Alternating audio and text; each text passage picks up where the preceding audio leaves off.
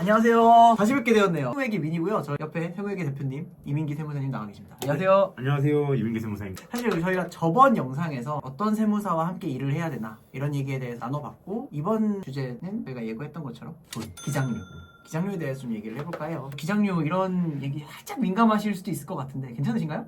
죄진 거 없습니다. 오, 스웩! 좋습니다. 그러면 사실 저도 자영업자라서 기장료라든지 뭐 이런 거에 대해서 많이 찾아보다 보니까 확실히 저는 저렴한 세무사분들에게 눈이 가더라고요. 이게 사람이라 어쩔 수 없는 것 같기는 한데, 저는 약간 저렴하면은 뭐 서비스가 조금 떨어지더라도 괜찮지 않을까 이런 생각을 좀 가지고 있긴 한데, 어떻게 생각하시나요? 한 줄 요약은 싸고 좋은 집. 싸고 좋은 집은 없다. 네. 그럼 무조건 비싸야 된다 이런 얘기인가요? 무조건 비싸야 되는 건 아니지만 싼 게 안 좋은 거는 좀 안 좋은 경우는 좀 많다.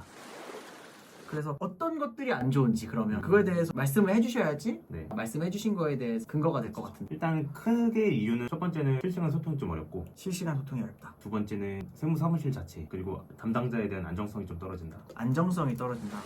그럼 첫 번째 이유부터. 저희 이관된 업체 대표님께서 하시는 말씀이신데, 담당자가 배정이 안 된다라고 말씀하시더라고요. 그래서 저는 이제 그게 무슨 말인가 이해가 잘 안 됐었는데, 생각을 해보면은 그럴 수밖에 없는 구조예요. 원래는 적절한 가격이면 세무사나 저희 쪽 직원이 거래처를 담당하는 개수가 분명히 한계가 있을 텐데, 그렇죠. 그걸 이제 금액을 낮춰버리면 저희도 손익분기점이라는 개념이 있기 때문에 한 명이 거래처를 많이 담당을 해야 되는, 너무 많은 클라이언트부를 담당하니까 집중도가 뭔가 분산이 된다. 엄청나게 분산이 되고, 그래서 너무 전화가 많이 오면 힘드니까 애초에 연락처가 없는 경우도 있고 카톡으로만 하는 거죠. 사실 그러면은 클라이언트 분들이 이럴 거면은 세무서를 왜 쓰지? 약간 좀 너무 케어가 안 되는데 이런 얘기를 하실 것 같아요. 그쵸. 채팅으로 대화를 할 수도 있겠지만 현실적으로 채팅으로 대화가 안 되는 경우도 꽤 많거든요. 있죠. 소통이라든지 통화라든지 그런 게 필요한 경우가 많은데, 그런 게 좀 안 되는 경우가 좀 대부분이었고.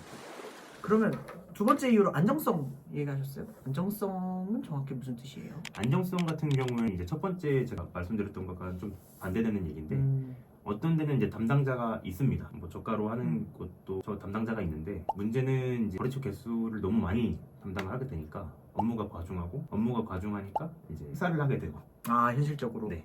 그러면 이제 계속 담당자가 변경이 되는 거죠. 그렇죠. 근데 어떻게 됐든 거래처 대표님께서 회사마다 다 스토리가 있을 텐데, 그 스토리를 계속 변경된 담당자한테 설명을 해주기가 이제 피곤하신 거죠. 녹음기를 켜야 되는 거네요. 녹음기를 켜서 이제 인수인계가 잘 되면 좋은데, 근데 보통은 대부분의 모든 사람들이 퇴사할 때는 인수인계가 전 100% 된다고 생각을 하지 않아. 그냥 런 해버릴 수 있는 거니까. 그렇죠. 그러면 대표님만 피곤해지는 상황이 되고, 저희 쪽을 이건 오신 업체 분들도 그런 경우가 되게 많으셨어요. 세무사 사무실의 안정성이 좀 떨어진다. 그러니까 안정성이 떨어진다는 게 뭔가 규모가 작아진다 이런 내용보다는 안정적인 케어가 안 된다. 그렇죠. 마치 메뚜기처럼 이렇게 계속 담당자가 바뀌었다 이렇게 된다는 말씀이신 것 같아요.